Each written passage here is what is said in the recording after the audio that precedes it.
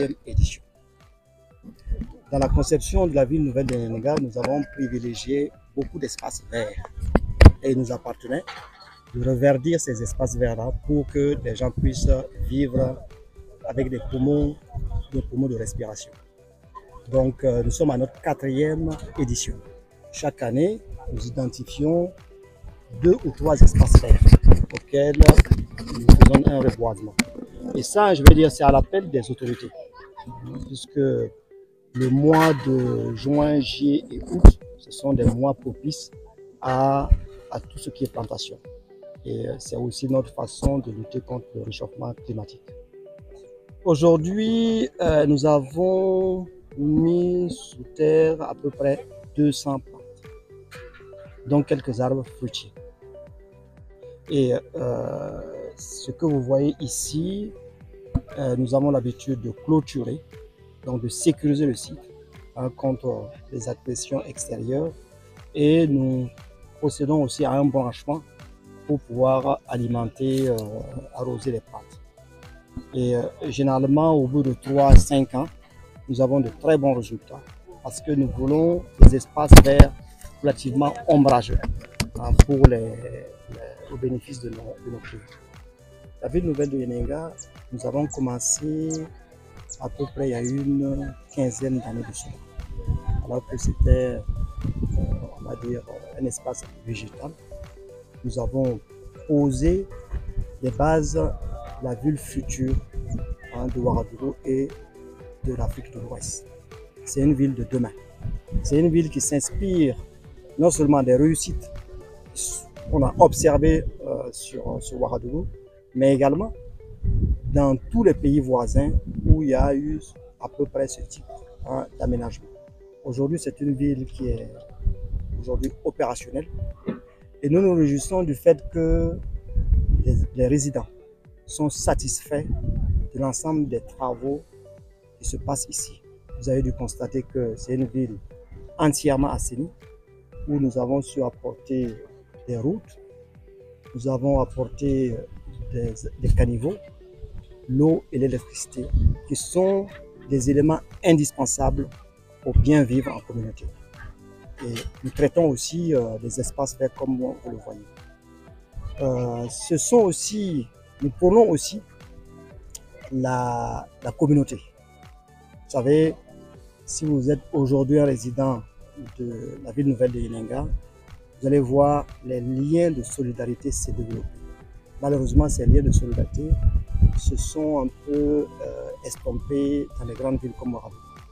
Et donc, il est de notre devoir de faire en sorte que ce qui a fait le succès des pays africains, la culture africaine, de l'inséminer sur la ville nouvelle de Yenenga.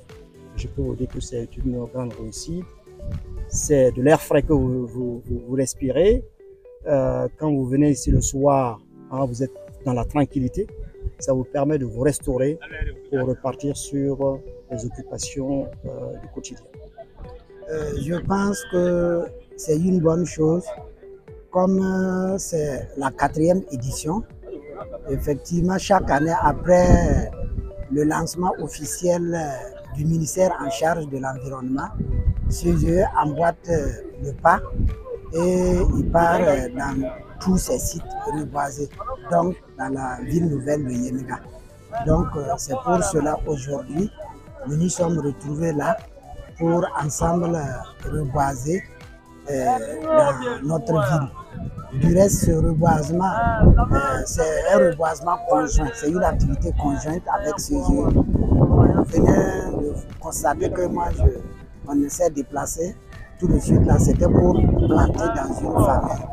Voilà, donc nous résidents, comme on a une association, l'association des résidents de la ville nouvelle de Yenenga, chaque année aussi, nous menons des activités. Donc, comme CGE voulait mener son activité, nous aussi on avait cette activité, donc on a fait une activité conjointe.